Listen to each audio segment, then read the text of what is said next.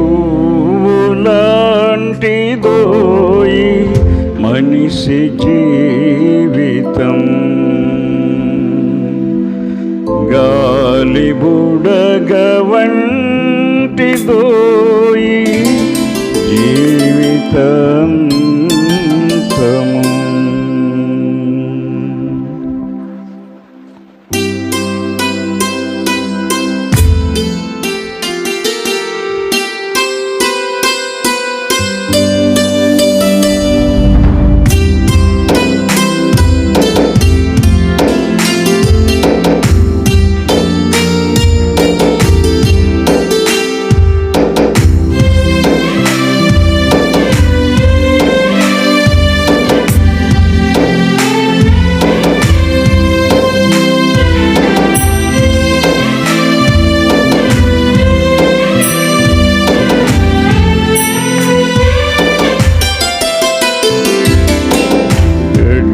పువ్వులాంటిదోయి మనిషి జీవితం, గాలి బుడగ వంటిదోయి మనిషి జీవితం, గడ్డి పువ్వులాంటిదోయి మనిషి దేహము, గాలి బుడగ వంటిదోయి మనిషి జీవితం. ఏ మౌనో ఏ దినము ఎంచి చూడు నీ గతి, ఓ మానవా నీవు మారవా. గడ్డి పువ్వులాంటిదోయి మనిషి దేహము, గాలి బుడగ వంటిదోయి జీవితం తము.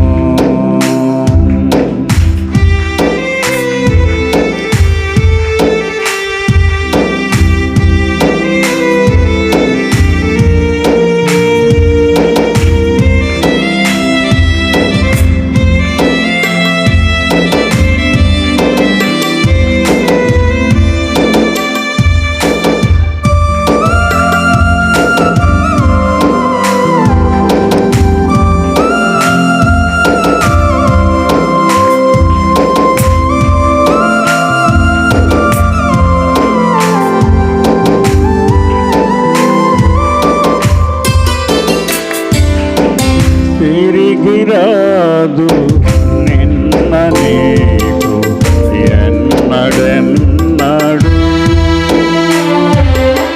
స్థిరము కాదు ఇలను రేపు నీదు జీవితం,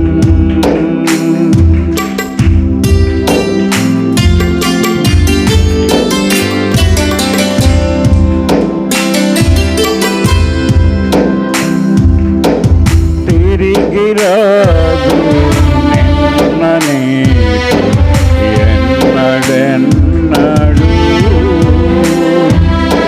స్థిరము కాదు ఇలను రేపు నీదు ప్రాణము,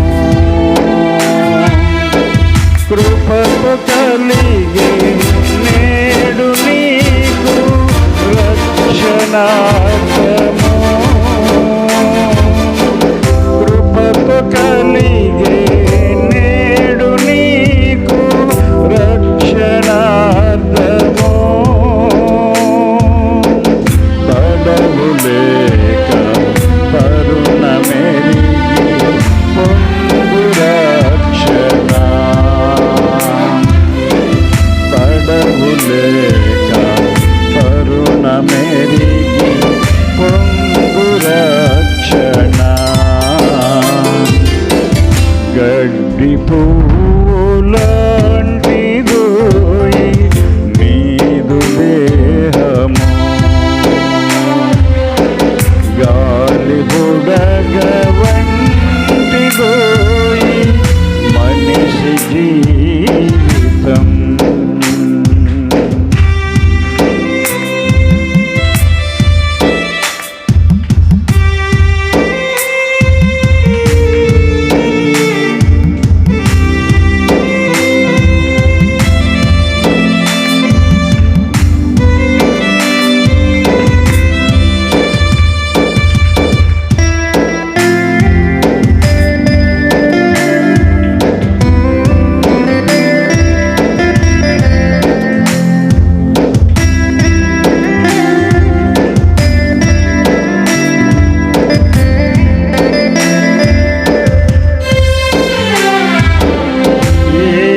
క్రీస్తు లేని బ్రతుకు నరక ప్రాయము. అడుగునేడు ఆ ప్రభుని ఆత్మ సాయము.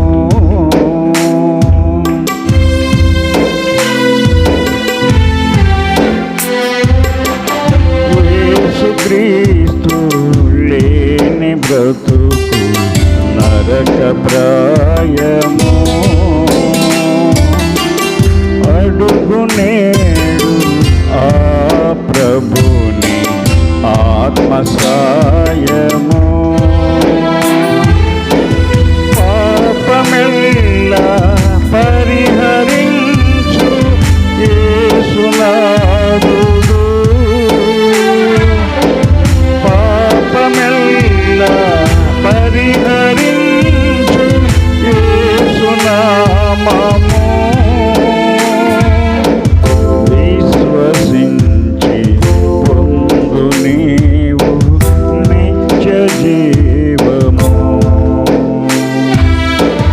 విశ్వసించి పొందు నీవు నిత్య జీవము. గడ్డి పువ్వులాంటిదోయి మనిషి దేహము. గాలి బుడగ వంటిదోయి జీవితాంతము. ఏ మౌనో ఏ దినము ఎంచి చూడు నీ గతి.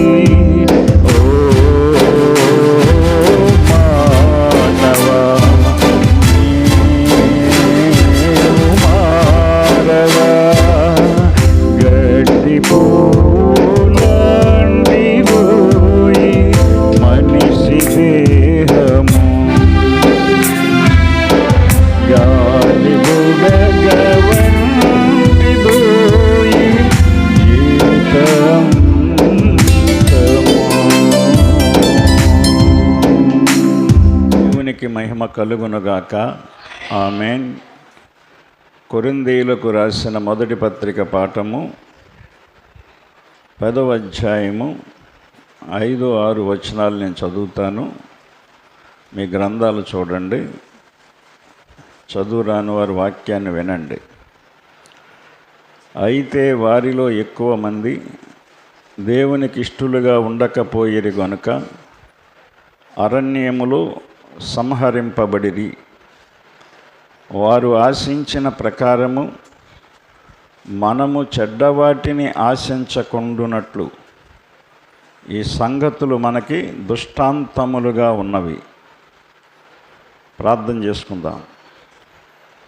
దయగల మా తండ్రి, ప్రేమగల ప్రభువా, మీకు వందనములు, స్తోత్రములు తండ్రి.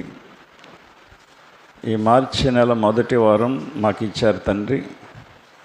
ఈ మొదటి వారమును ఎంతమంది సద్వినియోగం చేసుకుంటూ ఉన్నారు మీరు చూస్తూ ఉన్నారు. అందును బట్టి మీకు స్తోత్రాలు. ఈ వారము మీ సన్నిధిలో మేము ఉన్నాం తండ్రి. మేమెంతో ధన్యులం. వాక్యమై ఉన్న మీరు వాక్యం ద్వారా మాతో మాట్లాడి మీరే మహిమ ఘనత పొందుకోండి. ప్రయాసపడి కూడి వచ్చిన బిడ్డలందరికీ నీ ఆశీర్వాదాలు, దీవెనలు దయచేయండి. వాక్యం మాట్లాడడానికి అల్పుడును, అయోగ్యుడిని, ఎన్నిక లేని వాడిని, దౌర్భాగ్యుడిని పాపులలో ప్రధానుడను నిలబడి ఉన్నాను. నన్ను మార్చుకొని నిలబెట్టావు. మీరే నా ద్వారా మాట్లాడి మహిమ ఘనత పొందుకోండి. యేసయ్య పరిశుద్ధ నామమున ప్రార్థించి అడుగుచున్నాము తండ్రి, ఆమేన్. అందరికీ వందనాలండి. అయితే వారిలో ఎక్కువ మంది దేవునికి ఇష్టలుగా ఉండకపోయిరు గనుక అరణ్యములో సంహరించబడ్డారు. సగం వయసులోనే చచ్చిపోయారు, యవనస్తులుగా చచ్చిపోయారు, పిల్లలుగా చచ్చిపోయారు, వృద్ధులుగా కూడా చనిపోయారు. దేవునికి ఇష్టలుగా ఉండకపోతే సంహరించబడతాము అని బైబిల్ చెప్తుంది. ఇక్కడ దేవునికి ఇష్టముగా మనం ఉండాలి. ముందు ఎందుకు ఇష్టంగా ఉండలేకపోతున్నాం? ఈ లోకంలో కొన్నింటిని ఆశిస్తున్నాం మనం. అదే చెప్పాడు కింద 6వ వచనం చదవండి. వారు ఆశించిన ప్రకారం మనము చెడ్డవాటిని ఆశించకుండునట్లు ఈ సంగతులు మనకి దృష్టాంతములుగా ఉన్నాయి. దేవుడు ఈ మాట ఎందుకు రాయించి పెట్టాడంటే మనము కూడా వారు అంటే ఇశ్రాయేలీయులు ఆశించినట్లుగా చెడ్డవాటిని ఆశించకుండా ఉండటానికి దృష్టాంతములుగా వాక్యం చదివినప్పుడు మన దృష్టిలో మనం ఆలోచించుకోవాలి. ఒక అరణ్యములో ఇశ్రాయేలీయుల గుంపు ఎలా వెళ్తుందో వాక్యం వినేటప్పుడు మన దృష్టిలోకి తెచ్చుకోవాలట. అర్థమైందా? వాక్యాన్ని ఊహల్లోకి తెచ్చుకోవాలి మనం. ఇశ్రాయేలు 6 లక్షల జనాభా అరణ్యంలో ఎలా ప్రవర్తించారు చెడ్డగా అనేది అర్థమైందా? 7వ వచనం, జనులు తినుటకును త్రాగుటకును కూర్చుండి ఆడుటకును లేచిరి అని వ్రాయబడినట్టు వారిలో కొందరి వలె మీరు విగ్రహారాధకులై ఉండకుడి అని చెప్పాడు ఆయన. మరియు వారి వలె మనము వ్యభిచరింపకయుందుము. వారిలో కొందరు వ్యభిచరించినందున ఒక్క దినముననే 23,000 మంది కూలిరి అని చెప్తున్నాడు ఆయన. 20,000 మంది, 23,000 మంది, 23,000 మంది చనిపోవటం అంటే ఆసమాసి విషయం కాదు. ఒక జాతిలో, ఒక వంశంలో, ఒక గుంపులో. ఎందుకంటే ఇవన్నీ చెడ్డవి. వారి చెడ్డవన్నీ ఆశించారు వాళ్ళు. గమనించండి, మనము ప్రభువును శోధింపకయుందము. వారిలో కొందరు శోధించి సర్పముల వలన నశించిరి. దేవుణ్ణి శోధించారు కొంతమంది. వాళ్ళకి బాధ కలిగినప్పుడు, ఆకలి వేసినప్పుడు, దాహం వేసినప్పుడు, దేవుడు మమ్మల్ని ఎందుకు తీసుకొచ్చాడు ఈ అరణ్యానికి? ఈ ఆహారం లేకుండా చంపేయడానిక, నీళ్లు లేకుండా చంపేయడానిక అని. ఒక పూట ఆహారం ఆలస్యం అయితే, నీళ్లు లేకపోతే వాళ్ళు గాబరా పడ్డారు, తొందరపడ్డారు, దేవుణ్ణి శోధించారు. శోధించినందున శోధించిన వాళ్ళందరూ కూడా సర్పముల వలన నశించారు. పాములు వచ్చి అరణ్యంలోంచి కాటేసి చంపేసేయాలని. అర్థమైందా? మీరు సనగకుడి, వారిలో కొందరు సనిగి సంహారకుని చేత నశించిరి. సనుగులు ఉంటాయి సంఘంలో సనగకూడదు. ఇంట్లో సనుక్కో, వీధిలో సనుక్కో. అర్థమైందా? లోకంలో ఎన్ని సనుగులైనా సనుక్కో. దేవుని విషయంలో సనగకూడదు మనం. సనుగితే సంహారకుని చేత సంహారకుడు అంటే మరణదూత చేత చంపబడతావు. చావు అనేది వస్తుంది నీకు. సనిగితే ఏమవుద్ది అనుకుంటారు చాలామంది. అర్థమైందా? దేవుని సన్నిధిలో మనం సనగకూడదు, దైవజనుల మీద సనగకూడదు, దేవుని సంఘములో ఉన్న విశ్వాసుల మీద కూడా మనం సనుక్కోకూడదు. ఒకవేళ విశ్వాసుల మీద సనిగిన, ప్రభువా ఇది తెలియక నేను సనిగాను, గొనిగాను, నన్ను క్షమించిన ఆయన అంటే క్షమిస్తాడు ఆయన.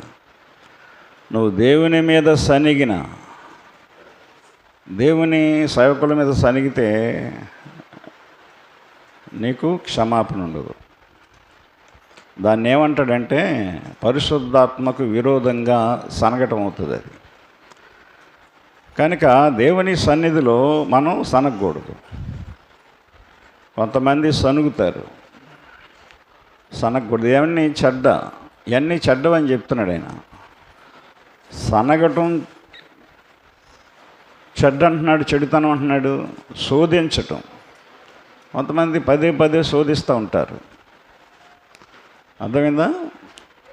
దేవుని సంఘములో దైవజనుడు ఏదైనా చేసుకుని వెళ్తుంటే దాన్ని మీరు అనుసరించాలి తప్ప, మీకు తెలివితేటలు ఉన్నాయని, జ్ఞానం ఉందని, నోట్లో మాట ఉందని మీ ఇష్టం వచ్చినట్లుగా మాట్లాడకూడదు, సనగకూడదు. చాలా సంఘాల్లో ఇవి ఉన్నాయి, పాడవుతున్నారు అలాంటి. అర్థమైందా? ఇది అవి చెడ్డవి అని చెప్తుంది బైబిల్. సనగటం చెడుతనం అంటున్నాడు, శోధించడం చెడుతనం అంటున్నాడు, వ్యభిచరించడం చెడుతనం అంటున్నాడు, విగ్రహారాధన చేయటం, విగ్రహారం దగ్గరికి వెళ్ళడం, విగ్రహారాధన సంబంధమైనవిలో పాలు పొందటం, ఇవన్నీ చెడ్డవని చెప్తున్నాడు. కనుక వారు ఆశించిన ప్రకారము మనము చెడ్డ వాటిని ఆశించకుండునట్లు ఇవన్నీ రాయబడ్డాయి. ఇవన్నీ రాయబడ్డాయండి. ఇవన్నీ నువ్వు మరి విని చేయకపోతే ఎలా దీవించబడతావు, ఎలా బాగుపడతావు, ఎలాగా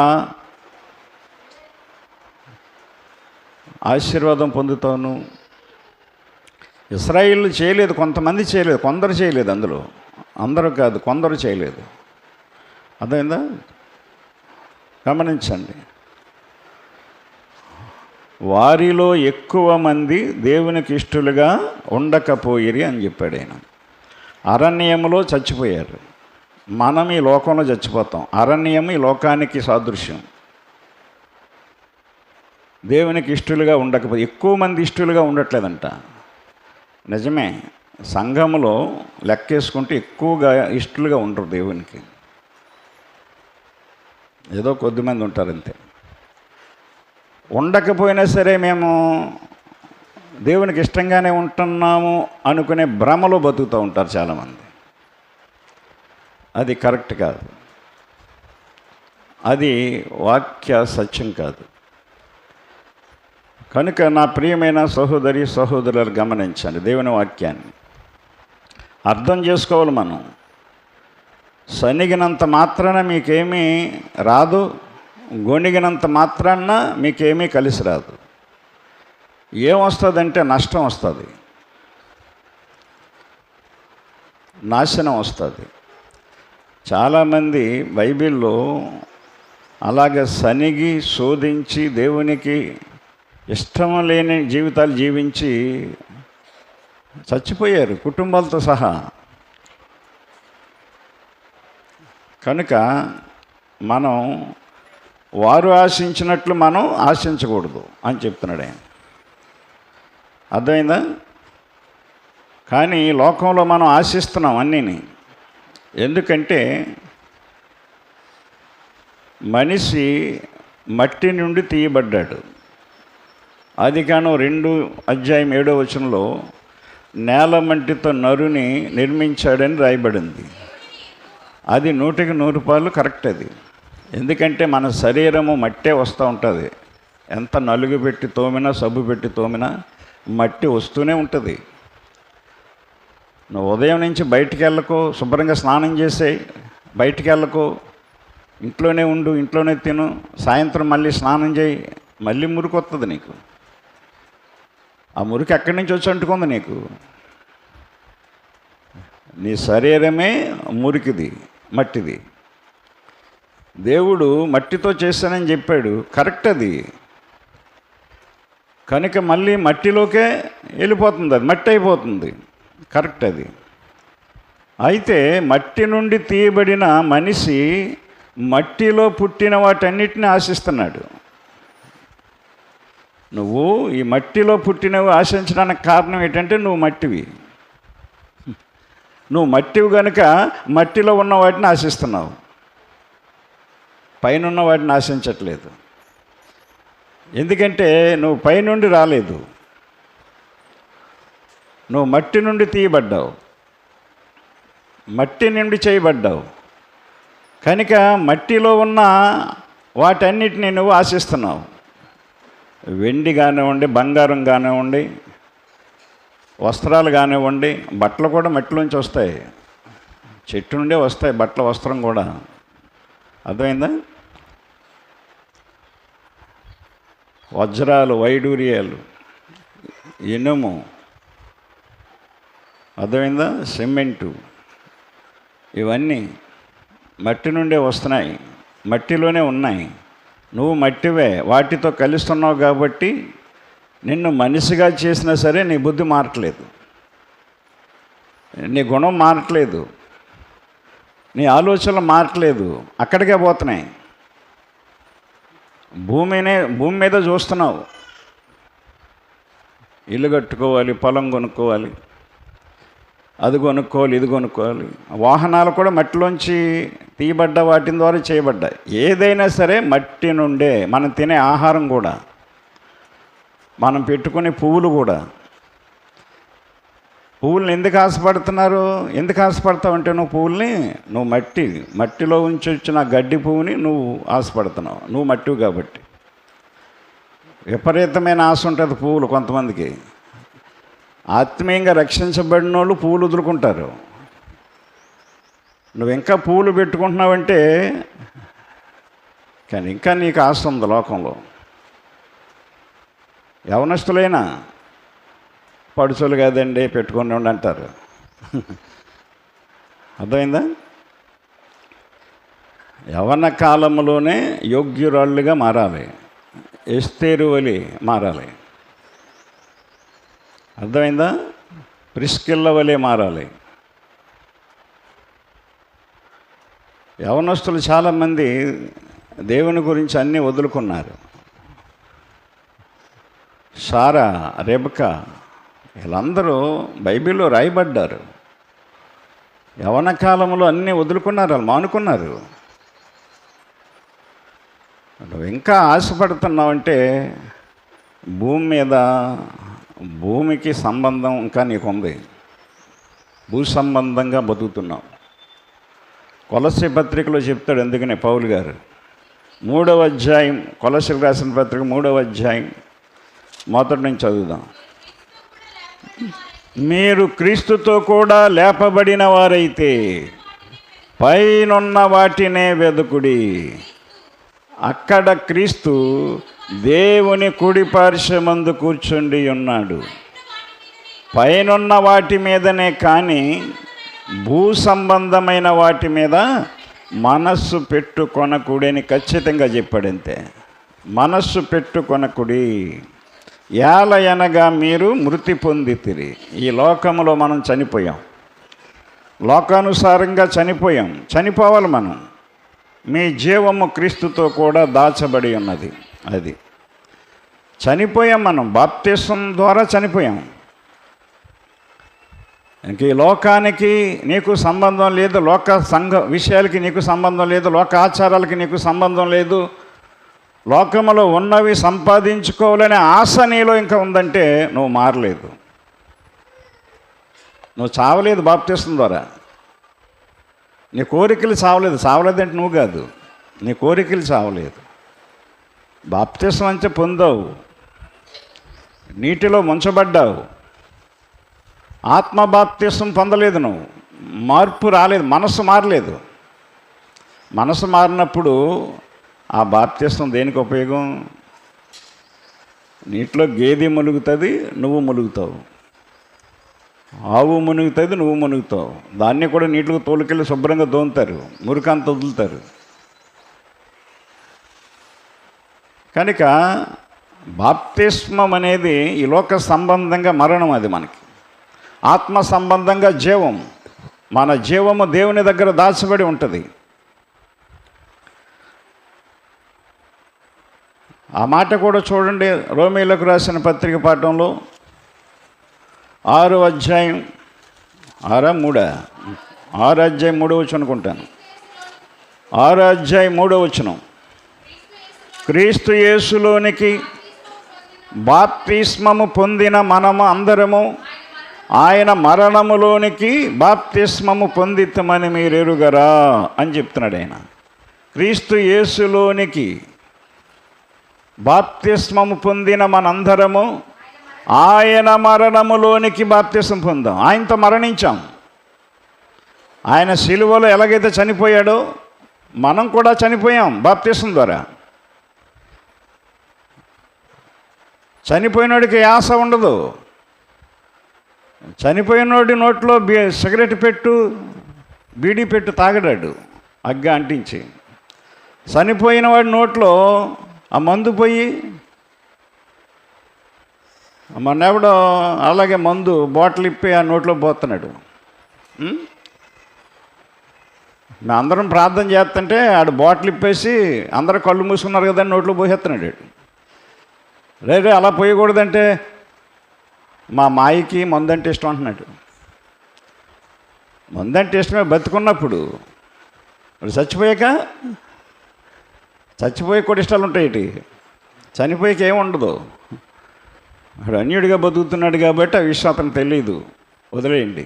క్రైస్తవులకు ఏమొచ్చింది జబ్బు? బాప్తిసం పొందిన వాళ్ళకి ఏమొచ్చిందండి రోగం? ఏమంటున్నారు వాక్యాన్ని? ఏమి నేర్చుకుంటున్నాం మనం?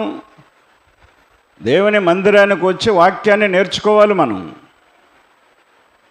వాక్యాన్ని నెరవేర్చాలి. అప్పుడు దేవుడు దీవిస్తాడు. గుడికి వస్తే దీవించడైనా బైబిల్ ఎక్కడా లేదు దేవుని మందిరంలోకి వస్తే దీవెన వస్తుందని. దేవుని మందిరం ఆత్మీయ పాఠశాల. ఇది లోక సంబంధమైన పాఠశాలలు, కాలేజీలు, స్కూళ్ళు, హై స్కూళ్ళు, బోర్డు స్కూళ్ళు. ఆత్మ సంబంధమైన పాఠశాల ఇక్కడ. జీవితానికి అవసరమని చెప్తారు ఇక్కడ. లోక సంబంధంగా అవసరమని అక్కడ చెప్తారు. ఉద్యోగం కావాలి, ఏం కావాలనేది అక్కడ. ఆ చదువుల విషయంలో ఎంత శ్రద్ధ తీసుకుంటున్నారు పిల్లల విషయంలో మీరు ఎన్నో వేలు ఖర్చు పెడుతున్నారు. ఒక 10,000 ఖర్చు పెట్టి సంవత్సరానికి కూటం పెట్టడానికే ఆలోచిస్తున్నారు. మరి దేవుడు ఆలోచించడా? నీ బిడ్డలు దీవించబడాలంటే, నీ బిడ్డలకు మంచి చదువులు చదువుకోవాలి, మంచి పూజస్థానాలకు రావాలి, మంచి ఉద్యోగాలు రావాలంటే ఎలా వస్తాయి? నువ్వేమైనా ఇచ్చేస్తావా? నువ్వు చేసేస్తావా? కన్నా మీరు చేసేస్తారా? లేదా మీ బంధువులు ఎవరైనా చేసేస్తారా? కొంతమంది లోకానుసారంగా ఎవరికి కాళ్ళు పట్టుకుని సంపాదించుకుందాం అనుకుంటారు. అది నీ వల్ల కాదు.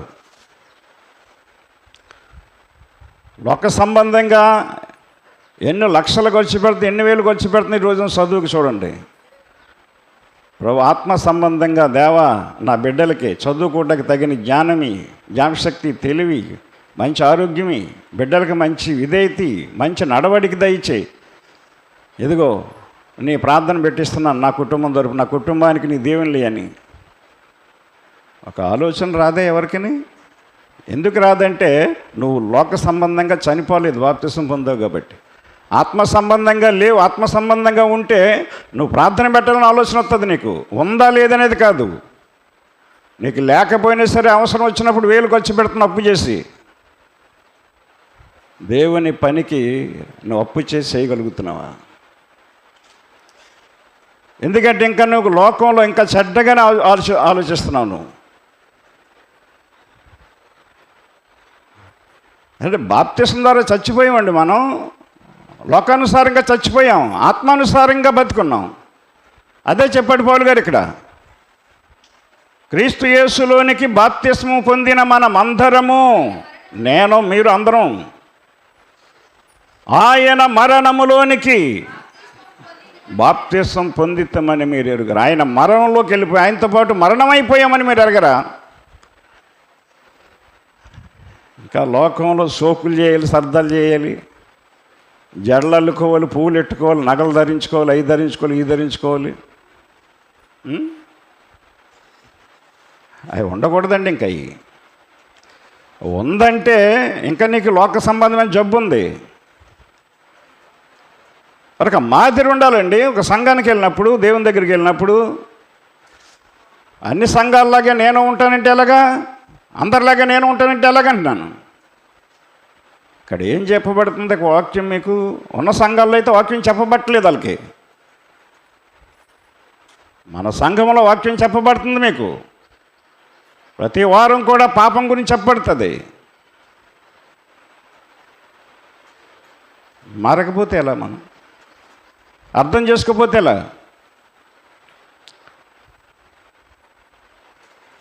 వారిలో ఎక్కువ మంది దేవునికి ఇష్టలుగా ఉండకపోయిరి. ఇది ఎంత మాట అండి అది! ఆనాడు ఇశ్రాయేలీలే నా ప్రజలని దేవుడు అనుకుని 40 సంవత్సరాల వాళ్ళని వండుకోకుండా, వంట చేసుకోకుండా, బట్టలు కొనుక్కోకుండా, ఆయన భోజనం పెట్టి వస్త్రాలు నలిగిపోకుండా, మార్చిపోకుండా కాపాడి నడిపిస్తే, జోళ్ళు అరిగిపోకుండా నడిపిస్తే ఆయన మీద సనుగుతారా? ఆయన్నే శోధిస్తారా? ఆయన మీద ఆయన చెప్పిన మాటకు వ్యతిరేకంగా వ్యభిచారం చేస్తారా? విగ్రహారాధన చేస్తారా? ఆనాడి ప్రజలు ఎలా ఉన్నారో ఈనాడు అంతకంటే దారుణంగా ఉన్నారు. నా ప్రియ సహోదరి ఎందుకంటే నువ్వు మట్టి నిండి తీయబడ్డావు కనుక మట్టి వైపే చూస్తున్నావు, నువ్వు భూమి వైపే చూస్తున్నావు. అందుకనే పౌలు గారు ఇక్కడ చెప్పాడు ఆ సంఘానికి, మీరు క్రీస్తుతో కూడా లేపబడిన వారైతే. ఎఫెసీ పత్రిక 3వ అధ్యాయంలో మొదటి వచనం మనం చదువుకున్నాం. కొలసీ పత్రిక 3వ అధ్యాయం మొదటి నుంచి, మీరు క్రీస్తుతో కూడా లేపబడిన వారైతే అంటే మీరు బాప్తిసం పొంది మరి ముంచబడ్డావు, లేపబడ్డావు. అది ముంచబడినప్పుడు చచ్చిపోయావు నువ్వు. ఎందుకు ముంచుతారంటే నీటిలో నువ్వు చచ్చిపోయావు. మునిగిన క్షణం చూడండి, కనపడ్డావు. మునిగిన వ్యక్తి కనపడ్డావు అంటే చనిపోయాడని. లేపబడ్డావు, దేవుడిని లేపాడు నిన్ను. మన జీవము క్రీస్తుతో కూడా లేపబడి ఉన్నది అని చెప్పాడు ఇక్కడ. నీకు ఆయన జీవం ఇచ్చి, ఊపిరిచ్చి, సమస్తం ఇస్తుంటే ఇష్టానుసారంగా జీవించడానిక, బ్రతకడానికి, ఇష్టానుసారంగా మాట్లాడడానిక కాదు కదా. ఆయన జీవం ఇచ్చాడండి, ఊపిరిచ్చాడండి. అపోస్తల కార్యాలు మనం చూస్తే 17:25 ఎంతది? 25, 17:25 బైబిల్లో చూసుకోండి మీరు. నేను చెప్పి ఆయన అందరికీ జీవమును, ఊపిరిని, సమస్తమును దయచేవాడు. అంతే, ఇంకేమీ లేదు. ఇంకంతే. అందరికీ, నాకు కూడా అన్నీ ఇస్తున్నాడు కాబట్టి ఆయన సేవ నమ్మకంగా, నీతిగా చేస్తున్నాం. ఆయన పక్కన పాడేసి ఆయన సేవకుడని చెప్పుకొని నా ఇష్టానుసారంగా ఎక్కడ దొరికితే అక్కడ పోయి సంపాదించుకుని, వాటితో పాటు రోగాలు, తెగుళ్ళు ఎన్ని సంపాదించుకొని నిత్య నరకానికి పోవడానికి కాదు సేవకుడిగా. నీకు ఉద్యోగం ఇచ్చాడు, ఫ్యాక్టరీ పని ఇచ్చాడు, కూలి పని ఇచ్చాడు, వ్యవసాయం ఇచ్చాడు, వ్యాపారం ఇచ్చాడు, చేసుకోవటానికి ఆరోగ్యం ఇస్తున్నాడు, ఆయుష్ ఇస్తున్నాడు, ప్రాణం, జీవం ఇస్తున్నాడు. ఇంకేం కావాలి? ఇష్టానుసారంగా తిరగడానిక? మన ఇష్టానుసారంగా అన్యుల పెళ్ళిళ్ళలోకి వెళ్ళి తందనాలు ఆడడానిక? అన్యుల పెళ్ళిళ్ళలో సింగారించుకొని మన యొక్క అందచందాలు అక్కడ చూపించుకోవడానిక? దేనికి? విగ్రహారాధన అయినా ఒకటే. విగ్రహారాధన పెళ్ళిలోకి వెళ్ళి నువ్వు తిరిగినా ఒకటే. అక్కడున్న ప్రభావం అంతా నీ మీద పడుద్ది, నీ మీదే పడుద్ది, విగ్రహార్థికుల మీద పడుతుంది. ఎందుకంటే నువ్వు బాప్తిసం పొందావు కాబట్టి, రక్షించబడ్డావు కాబట్టి, దేవుని బిడ్డని చెప్పుకుంటున్నావు కాబట్టి ఆ సాతాను నీ మీదే ఫోకస్ పెడుతుంది, పూర్తిగా నిన్ను ఆవరించేస్తుంది. అది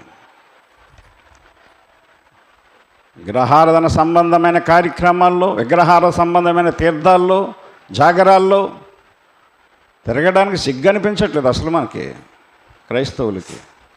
నువ్వు లోక సంబంధివా, ఆత్మ సంబంధివా? నువ్వు చెట్టువా, పొట్టువా? జ్ఞానివా, అజ్ఞానివా? దుష్టులు గాలి చెదరగొట్టు పొట్టు వలె నుందురని చెప్పాడు. దేవుని యందు భయభక్తులు కలిగి ఆయన త్రోవలందు నడిచి వారందరూ నీటి కాలువల యోరను నాటబడిన చెట్టు వలె ఉందిరని చెప్పాడు. వాక్యాన్ని అర్థం చేసుకోవాలండి. దేవుడు ఆవేదంతో చెప్తున్నాడు, ఆవేశంతో చెప్తున్నాడు, జ్ఞానంతో చెప్తున్నాడు. నువ్వు మట్టి నుండి తీయబడ్డావు కాబట్టి మట్టి వైపు భూమి వైపే చూస్తున్నావు. నువ్వు ఇంకా భూలోకంలో ఇంకా ఒక ఇల్లు ఉంది, ఇంకొక ఇల్లు ఎలా సంపాదించుకోవాలి?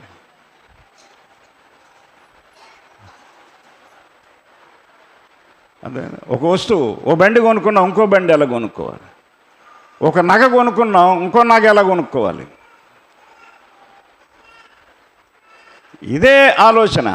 ఎందుకంటే నువ్వు భూమి నుండి తీయబడ్డావు, భూమి వైపే చూస్తున్నావు. నువ్వు రక్షించబడలేదు, ఇంకా మారలేదు. కనుక ఆనాడు కూడా అంతే. వాళ్ళు వారు ఆశించిన ప్రకారము మనము చెడ్డ వాటిని ఆశించకుండా ఉండాలని చెప్తున్నాడు ఆయన. అది ఉంటాయి ఆశలు, ఆలోచనలు. దురాశకు పోకూడదు. మనం ఆశ ఉంటుంది, నిగ్రహించుకోవాలి. ఆశ నాకు ఆశ వస్తుంది. నేను కంటితో చూడగానే నాకు అనిపిస్తుంది, నాకు కారు కొనుక్కోవాలి, కారు మీద తిరగలేను అనిపిస్తుంది. మనకు అంత అక్కర్లేదు, ఎందుకే మనకి ఈ బండి జోళ్ళే అనుకుంటాను. చాలామంది అంటూ ఉంటారు, కలెక్టర్ గారు మీరు కారు కొనాలండి అంటూ ఉంటారు.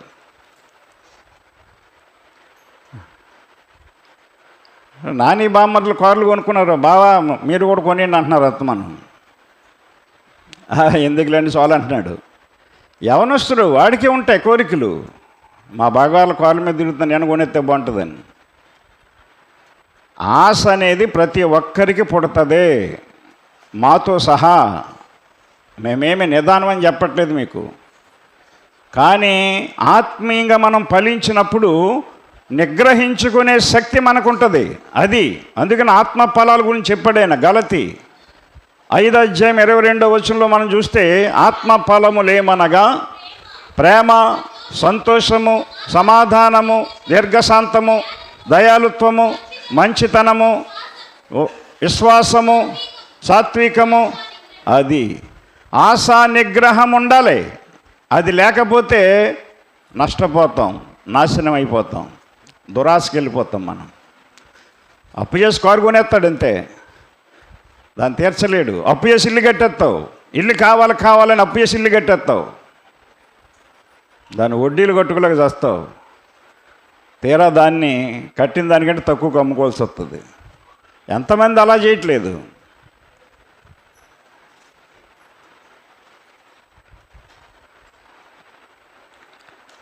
రకరకాలుగా జీవించి, రకరకాలుగా సంపాదించి, దేవుడు నన్ను దీవించాడు, దేవుడు నన్ను ఆశీర్వదించాడని చెప్పడానికి సిగ్గవట్లేదు జనాలకి.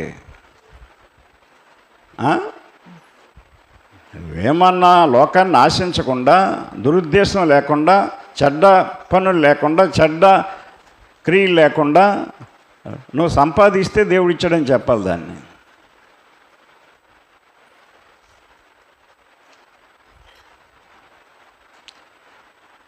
నాడు సేవకులు కూడా ఊళ్ళు తిరిగి సందాలు సంపాదించి ఆ సంఘస్థుల్లో ఉన్న వాళ్ళందరికీ కూడా పుస్తకాలు ఇచ్చి మీ చుట్టాల దగ్గర పెట్టండమని చెప్పి దండుకొని గుడి కట్టి దేవుడు ఇంత గొప్ప మందిరం ఇచ్చాడమ్మా దేవుడు మనకంటున్నారు. ఎలా అవుతుంది అది? అడుక్కున్నవాడికి 66 కూరలు ఉంటాయి, ఇంట్లో వండుకున్నోడికి ఒక కూరే ఉంటుంది కష్టపడినోడికి. వాడు అంటాడు నాకు దేవుడు ఇచ్చాడని. దేవుడు ఎప్పుడు ఇస్తాడంటే మనము లోకానుసారంగా చనిపోయి ఆత్మానుసారంగా జీవితాన్ని ప్రారంభించినప్పుడు దేవుడు నీ గురించి ఆలోచిస్తాడు. ఇక్కడ జనులు తినుటకు, త్రాగడానికి, కూర్చుండటానికి, ఆడుటకు లేచారంటల్లో. దేవుణ్ణి ఆరాధించడానికి లేవలేదు వీళ్ళు. పొద్దుటే 6 గంటలకు పనికి రమ్మంటే పొద్దుటే లేచిపోతావు. వేసవకాలం 6 గంటలకే క్యారేజ్ పెట్టుకుని వెళ్ళిపోతావు. 8 గంటలకి ఇక్కడికి ఆరాధనకు రావాలంటే లేస్తున్నావా? దేనికి లేస్తున్నావు నువ్వు? దేనికి లేస్తున్నావండి? పొద్దుట 6 గంటలకు ప్రయాణం అవ్వాలి. ట్రైన్ 6 గంటలకి, ట్రైన్ 6 గంటలకి స్టేషన్లో టికెట్ బుక్ చేసుకున్నావు. లేదా బస్సు 5 గంటలకి. ఏం చేస్తున్నావు?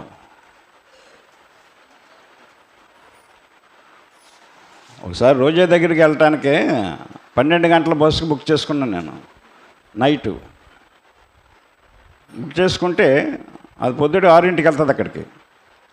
నైట్ వేసవకాలంగా చల్లగా ఉంటుంది, పొద్దుట చేయలేము అని ఒకసారి ఆ 12 గంటలకు వెళ్ళవలసి వచ్చింది.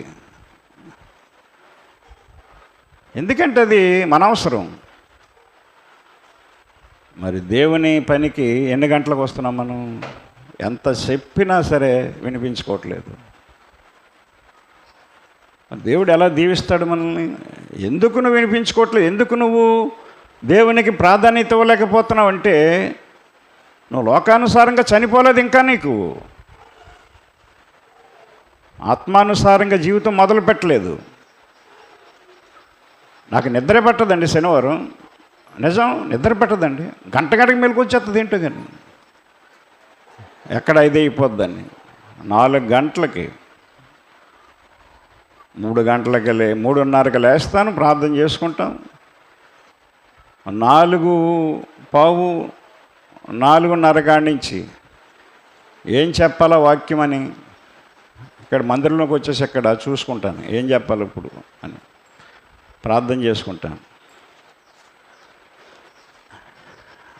ఆత్మ తీవ్రత, ఆత్మల సంపాదన, ఆస్తులు కాదండి, ఆస్తులు కాదు, ఆత్మలు. మనం అలా ఉండకూడదు. ఎందుకంటే మనం ఆశ వదులుకోలేకపోతున్నాం. నువ్వు భూమి నుండి తీయబడ్డావు, భూ సంబంధమైన వాటి మీద మనసు పెడుతున్నావు. భూ సంబంధంగా చేయబడ్డ వస్తువులన్నీ ప్రతిదీ. ఇప్పుడు మనం వాడి బాక్సులు కూడా భూ సంబంధం, భూమిలోంచి వచ్చిన పదార్థం అది. ఈ మైకులన్నీ మనం వాడబడే ప్రతి పరికరం కూడా భూమి సంబంధంలోంచి తీయబడ్డాయి అని చేయబడ్డాయి. భూమి లేకుండా ఏదీ లేదు. అందుకనే దేవుడు భూమిని సృష్టించాడు ముందు, తర్వాత అన్నీ చేశాడు ఆయన. కనుక నువ్వు మట్టివే గనుక మట్టిలో పుట్టినవన్నీ ఆశిస్తూ బతుకుతున్నాం. ఈ రోజున మనం దేవుణ్ణి ఆశించట్లేదు, దేవుణ్ణి వెతకట్లేదు మనం. గమనించండి, పేతురు రాసిన మొదటి పత్రికలో 1వ అధ్యాయం 24వ వచనం చదువుదాం. పేతురు రాసిన మొదటి పత్రిక 1వ అధ్యాయము 24. సర్వ శరీరులు గడ్డిని పోలిన వారు, వారి అందమంతయు గడ్డి పువ్వు వలె ఉన్నది. గడ్డి ఎండును, దాని పువ్వును రాలును, అయితే ప్రభువాక్యం ఎల్లప్పుడూ నిలుచును. అది మీకు ప్రకటింపబడిన సువార్త ఈ వాక్యమే. వాక్యం ఎల్లప్పుడూ నిలిచి ఉంటుంది. గడ్డిని పోలిన మనుషులు గడ్డి పువ్వుల గురించి ఆశపడుతున్నారు ఈ రోజున. అరే, పువ్వు వాలిపోద్ది, ఎండిపోద్ది, నీ బతుకు ఎండిపోద్ది. వారి అందమంతయు గడ్డి పువ్వు వలె ఉన్నది. అందం ఎంతకాలం ఉంటుంది? వయసు ఉన్నంతకాలం ఉంటుంది. దాన్ని కాపాడుకుంటే ఉంటుంది. దేవుడు కాపాడాలి దాన్ని. కాపాడుకోవటానికి ఎన్నో రాసేస్తావు, అందానికి ఎన్నో వచ్చేసాయి ఈ మధ్యన. బ్యూటీ పార్లర్కి వెళ్ళి అందంగా తయారవ్వాలంటే ఒక 20,000 25,000 అవుతున్నాయి. బొంబాయిలో అప్పుడెప్పుడో నేను 2 సంవత్సరాల క్రితం చదివాను. అదేనా 60 ఏళ్ళ ముసలిది బ్యూటీ పార్లర్కి వెళ్ళి శుభ్రంగా అమ్మాయిలా తయారైందంట. మరి మేకప్ గేపుగా అన్నీ వేసుకొని, ఇది హెయిర్ పడుసు పిల్ల కట్ చేసుకొని, పంజాబీ డ్రెస్ వేసి టిక్కు టిక్కు టిక్కుమని వెళ్తుందంట. కుర్రోళ్ళు చూశారంట, ఏదో భలే ఉందరి దేవతగానని చెప్పి కారు వేసుకుని వెళ్ళి కార్లు ఎక్కించుకుని వెళ్ళిపోయారు. నైట్ శుభ్రంగా కుర్రోళ్ళు అందరూ ఆ చీకట్లో పాడు చేశారు. ఎందుకు వచ్చిన తిప్పలంటావు ముసలిదానికి? అందము మోసకరం అన్నాడు. అందుకనే సొలొమోను గారు, అర్థమైందా? అందము మోసకరము, సౌందర్యము వ్యర్థము అని చెప్పాడు. అందము గడ్డి పువ్వు లాంటిది. పువ్వు వాడిపోద్ది, రాలిపోద్ది. మన అందం కూడా వాడిపోద్ది, ఉండదు. దానికోసం ఎందుకండి ఆశపడటం? దేవుడు అందం ఇచ్చాడు నీకు, అందమైన భర్తనిచ్చాడు, అందమైన భార్యనిచ్చాడు, అందమైన పిల్లల్నిచ్చాడు. ఇంకా మారకపోతే ఎలా? యవ్వన కాలంలో మారలేదంటే దానికి ఒక అందం ఉంది, దానికి ఒక అర్థం ఉంటుంది. పెళ్ళి అయిపోయిన తర్వాత, పిల్లలు పుట్టిన తర్వాత పిల్లల కోసం బతకాలండి, దేవుడి కోసం బతకాలి, దేవుడు ఇచ్చిన పిల్లల కోసం. గమనించండి, దేవుని వాక్యాన్ని అర్థం చేసుకోవాలి మనం. ఇంకా మనకి సర్వశరీరులు గడ్డిని పోలిన వారని చెప్తున్నాడు ఆయన. నేను మీరు అందరం కూడా గడ్డి, ఎండ కాస్తుంది, ఎండ పెరిగే కొలిది వాడిపోద్ది గడ్డి. మనం కూడా ఎండలోకి వెళ్ళి పని చేయగలమా? వాడిపోతాం. ఎర్రగా ఉన్న నువ్వు కాయ రంగు వచ్చేస్తావు, తెల్లగా ఉన్న నువ్వు వాడిపోతావు. కనుక దేవుని వాక్యము ఎల్లప్పుడూ నిలుస్తుంది. ఎల్లప్పుడూ నిలిచి ఉండే వాక్యం కొరకు ఆశించకుండా ఆ గడ్డి పువ్వుల కోసం, అలాంటి జీవితం కోసం నువ్వు ఆశపడి బతుకుతున్నావు. ఈ రోజున దేవుని వాక్యాన్ని నువ్వు నిర్లక్ష్యం చేస్తున్నావు. గమనించండి, అందమైన స్త్రీకి అందమైన గుణం సంపాదించుకోవాలి. మనం అందమైన అబ్బాయి అందమైన గుణం సంపాదించుకోవాలి. శారీరక సంబంధమైన అందం నీకు ఆశీర్వాదాలు తీసుకురాదు. అది అందమైన గుణం ఉంటేనే ఆశీర్వాదాలు వస్తాయి. అందమైన బుద్ధి ఉండాలి.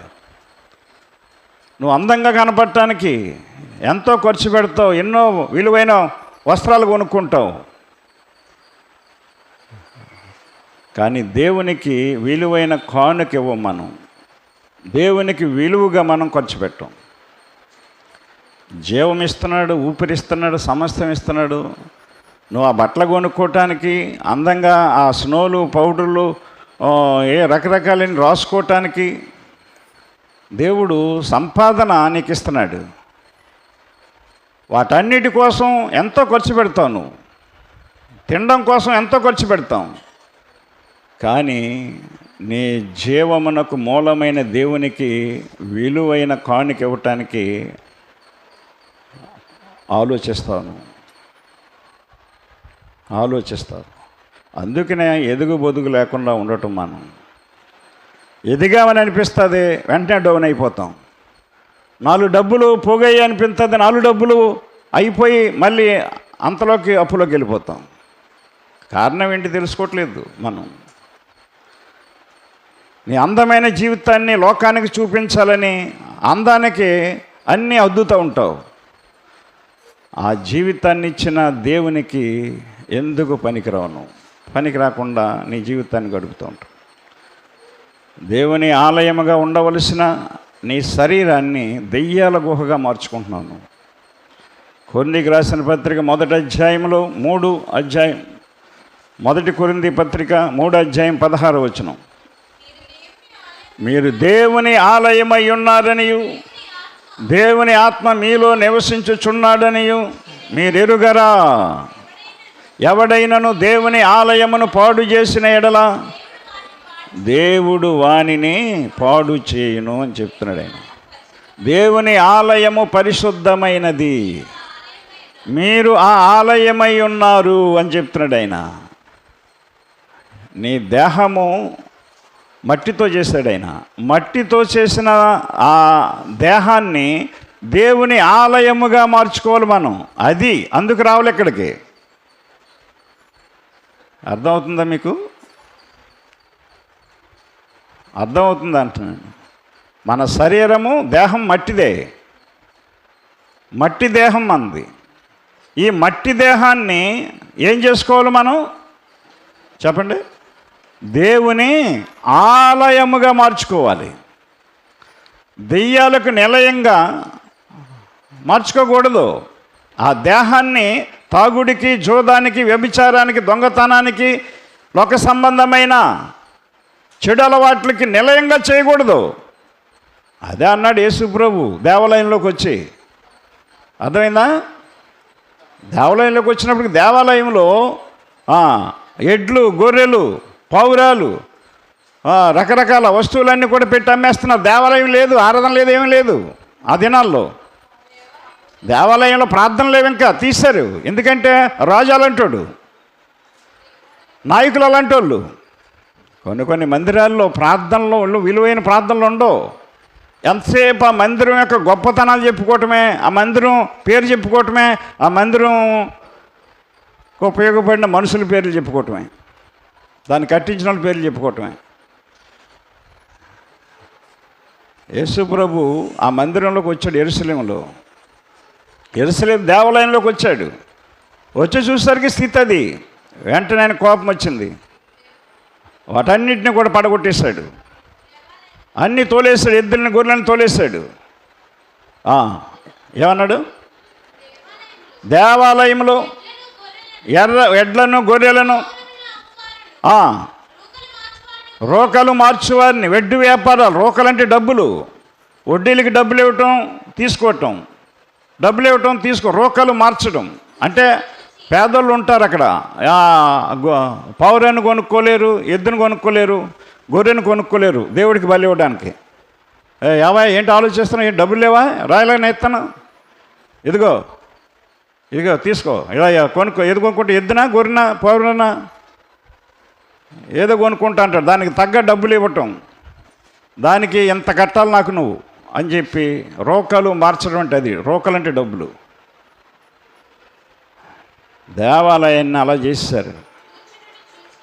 చూచి త్రాళ్లతో కొరడాలు చేసి గొర్రెలను, ఎడ్లను అన్నిటినీ దేవాలయములో నుండి తోలివేసి, రోకలు మార్చేవారి రోకలను చల్లివేసి డబ్బులన్నీ చల్లిహాడు. అంతే. వారి బల్లలు పడగొట్టి పావురమ్మ వారితో వీటిని ఇక్కడి నుంచి తీసుకుపోండి అని చెప్పి, నా తండ్రి ఇల్లు వ్యాపారపుటిల్లుగా చేశారు మీరు, దొంగల గుహగా చేశారు మీరు. నా మందిరము ప్రార్థనా మందిరం అనబడును, దానిని మీరు దొంగల గుహగా చేశారు అని అన్నాడు అక్కడ. అలాగే దేవుని ఆలయముగా ఉండాలని మన దేహం గురించి చెప్తున్నాడు పౌలు గారు. దేవుని ఆలయముగా ఉంచుకోవలసిన ఈ దేహాన్ని ఏం చేస్తున్నావు ఈ రోజున? ఏం పంపుతున్నారు దీనికి? ఏం తినిపిస్తున్నావు? ఏం తాగిపిస్తున్నావు?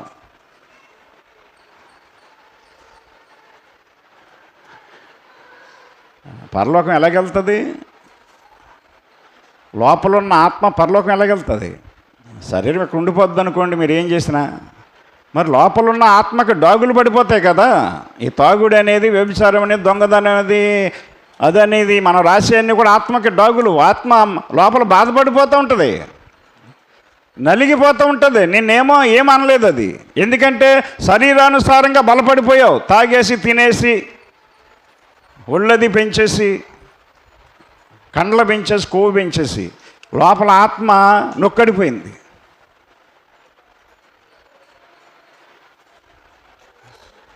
అదే దేవాలయంగా ఉండవలసినటువంటి దేహాన్ని మీరు పాడు చేసేస్తున్నారంటున్నాడు ఆయన. పౌలు గారు అదే చెప్తున్నాడు ఇక్కడ. పౌలు గారు అదే చెప్పాడు 3:16లో, మీరు దేవుని ఆలయమై ఉన్నారనియు దేవుని ఆత్మ మీలో నివసించుచున్నాడనియు మీరు ఎరుగరా. ఎవడైనను దేవుని ఆలయమును పాడు చేసిన ఎడ్ల దేవుడు వానిని పాడు చేయును. నువ్వు దేవుని ఆలయాన్ని నువ్వు పాడు చేసుకుంటూ ఉంటే, తాగుడితో పాడు చేసుకుంటూ ఉంటే, మీ అమ్మ వచ్చి ఇక్కడ ప్రార్థన చేయమంటుంది. అయ్యగారు మా అబ్బాయి తాగేస్తున్నాడు, ఒక ప్రార్థన చేయండి. అయ్యగారు మా అబ్బాయి తిరిగేస్తున్నాడండి, ప్రార్థన చేయండి. మా అమ్మాయి మాటింటలేదండి, ప్రార్థన చేయండి. వాళ్ళేమో పాడు చేసుకుంటూ ఉంటారు, మీరు వచ్చాం ప్రార్థన చేయమంటారు. మరి నువ్వేం చేస్తున్నావు? ముందు నువ్వు మారావా? తల్లివు నువ్వు నీ దేహాన్ని దేవాలయంగా మార్చుకున్నావా? మార్చుకుని అడుగు, దేవుడు చేస్తాడు. నువ్వు మారలేదు, నీ బిడ్డ మారలేదు. అందుకనే తండ్రి మారలేదు, కొడుకు మారలేదు. తల్లి ఎట్టిదో పిల్లట్టిదో అన్నట్టుగా ఆలోచించాలి కదండి. మనం ఇలాగ ఎందుకు ఉండిపోతున్నాం? మన పరిస్థితులు ఇలాగ ఎందుకు ఉండిపోతున్నాయి? మన పిల్లలు ఇలాగ ఎందుకు తెస్తున్నారు? డబ్బులు వదిలేయి, సంపాదన ఏముందండి? బోర్డు సంపాదన. మన యూట్యూబ్లో చూశాను, ఒక వ్యభిచారి బెంజ్ కారు మీద తిరుగుతుంది. ఒక వ్యభిచారి బెంజ్ కారులో వ్యభిచారం చేస్తుంది. బెంజ్ కారు వేసుకుని వెళ్తుంది ఆ పని చేయడానికి. బెంజ్ కారు అంటే మామూలు మాట్లాడుకుంటున్నారా? అంటే ఎన్ని లక్షలు తీసుకుంటుందో చూడండి ఒక నైట్కి. డబ్బే ఉందండి. అది కాదు కదా మనకి ఇక్కడ. నీ దేహము దేవుని ఆలయంగా మార్చుకోమని చెప్పాడు దేవుడు. మట్టితోనే చేశాడు. నువ్వు మట్టి వైపు చూసినంతసేపు మారదు. మనకుండిన ఆశలను అనుసరించి మనం ప్రవర్తించకూడదు. అది ఇశ్రాయేలీయుల గురించి అందుకనే చెప్పాడు ఆయన అక్కడ. మనం చదివించాం కదా అక్కడ. అయితే వారిలో ఎక్కువ మంది దేవునికి ఇష్టలుగా ఉండకపోయిరి గనుక వారు సంహరించబడ్డారు. అందం ఉండటం కాదు మనిషికి, అందంతో పాటు అందమైన గుణం ఉండాలండి. అందమైన గుణం ఉండాలి. అర్థమైందా? సామెతలు 11:22 చెప్తాడు స్త్రీ గురించి, సుందరమైన స్త్రీ గురించి మాట చెప్తాడు ఇక్కడ. వివేకము లేని సుందర స్త్రీ పంది ముక్కున ఉన్న బంగారపు కమ్మి వంటిది అంటాడు ఆయన.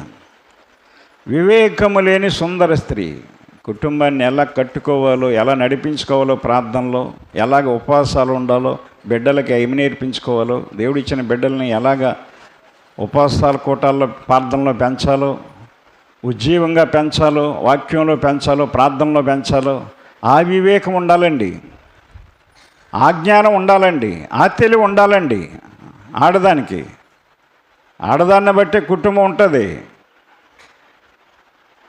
నిన్న కోరుమామిడిలో మెసేజ్లు చెప్తున్నప్పుడు అందరూ కూడా పాస్టర్ గారి గురించే చెప్తున్నారు. పాస్టర్ గారు తురుము తోపు మంచోడే, చాలా మంచోడైనా, నాకు అన్నయ్య అవుతాడైనా. పాస్టర్ గారి గురించి ఆయన గురించి చెప్పి వెళ్ళిపోతున్నారు. ఇప్పుడు నాకు ఇచ్చారు సమయం, నేను చెప్పాను అప్పుడు. పాస్టర్ గారు అలా ఉండడానికి కారణం పాస్టర్ అమ్మగారే 100% పోలని చెప్పాను నేను. పాస్టర్ అమ్మగారు కానీ ఆయనకి వ్యతిరేకంగా కానీ ఉండుంటైతే ఆ పాస్టర్ గారు అలాంటి జీవితం జీవించి ఉండేవాడు కాదు. ఒక మగోడు మంచిగా జీవించాలంటే ఆడది కారణం. ఒక మగోడు చెడ్డగా మారాలంటే ఆడదే కారణం. కుటుంబం పాడవ్వాలంటే ఆడదే కారణం అని బైబిల్ చెప్తుంది, నేను కాదు. కుటుంబం బాగుపడాలంటే ఆడదే కారణం అని దేవుడు చెప్తున్నాడు. ఏమి నేర్చుకుంటున్నారు ఈ రోజున? ప్రార్థనలకు రారు, ప్రార్థనలకు నడిపించుకోరు, ప్రార్థన అనే తీవ్రత ఆలోచన ఉండదు. ముందు నువ్వు నడవాలి, కదలాలి. నువ్వు కదలాలి ముందు. నువ్వు కదలకపోతే మగోడు ఏం చేస్తాడు? నువ్వు కదలకపోతే పిల్లలు ఏం చేస్తారు? కదలాలండి. వివేకము, అదే వివేకము లేని సుందర స్త్రీ పంది ముక్కున ఉన్న బంగారు కమ్మి వంటిదని చెప్తున్నాడు. కనుక అందమైందే అమ్మాయి, కానీ అందమైన బుద్ధి లేదు ఆవిడికి, అందమైన గుణం లేదు. ఆ శెకెము అనే పట్టణాన్ని చూసి వస్తాను, వెళ్ళి ఆ పట్టణం ఎంత సందాలు చూసి వస్తాను, తిరిగి వస్తానంటే వెళ్ళమని చెప్పింది వాళ్ళ అమ్మకే బుద్ధి లేదు. నేను అదే చెప్తాను వాక్యం. యవన కాలంలోకి వచ్చిన అమ్మాయిల విషయంలో తల్లులు తీసుకుని శ్రద్ధ.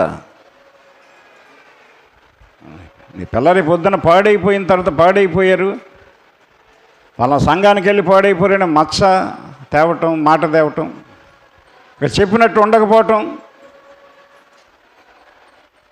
దేవునికి అవమానం తెస్తావు, దైవజనులకు అవమానం తెస్తావు, ప్రార్థన వాక్యము కలిగిన సంఘానికి సిగ్గు తెస్తావు. ఎలా బాగుపడుద్ది నీ కుటుంబం, నీ పిల్ల, నువ్వుని ఆలోచించాలి కదా. యవనస్తురాలు ఎక్కడికి వెళ్తుంటే అక్కడ పంపించడమా? వెళ్ళి చూసిరమ్మంది, చూడ్డానికి వెళ్ళింది.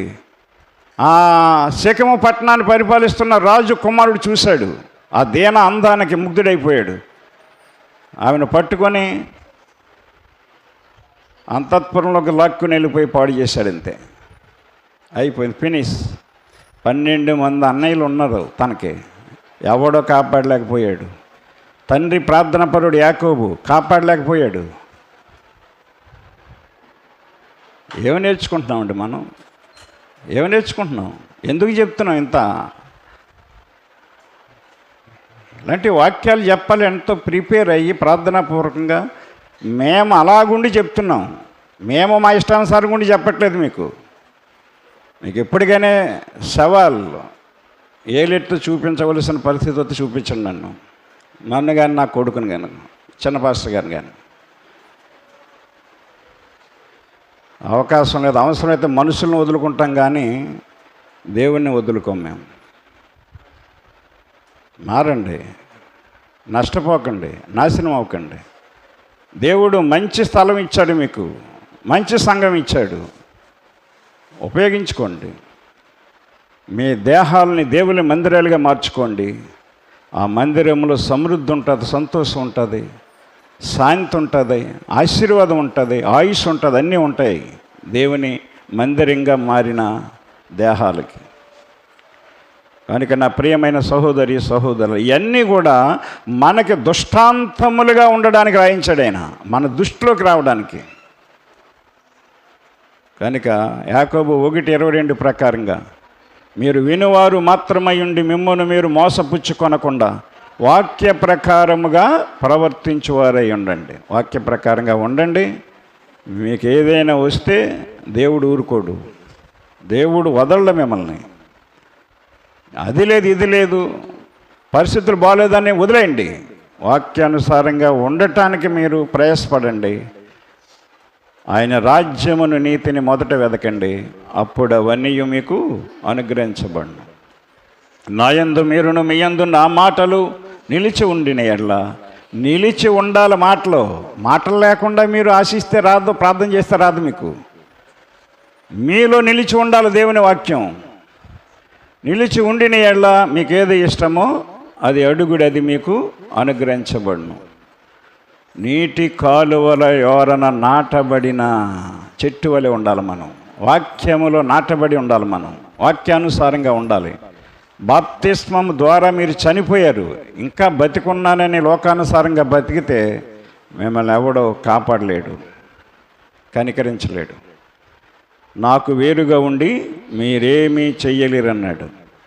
దేవుడి మాటలు దీవించునుగాక. ఆమేన్. ప్రార్థన చేసుకుందాం. ప్రేమ కలిగిన ప్రియ పరలోకపు తండ్రి, పరిశుద్ధుడా యేసయ్య, మీకు వందనములు, స్తోత్రములు తండ్రి.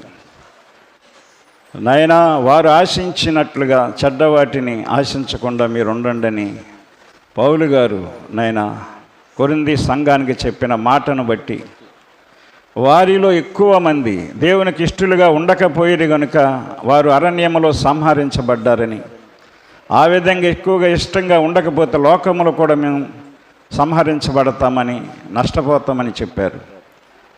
కనుక ఈ వాక్యాన్ని బట్టి సంఘాన్ని బలపరచండి, దీవించండి, సంఘాన్ని నడిపించండి. వాక్యమై ఉన్న యేసయ్య నామమున ప్రార్థించి అడుగుచున్నాము తండ్రి. ఆమెన్.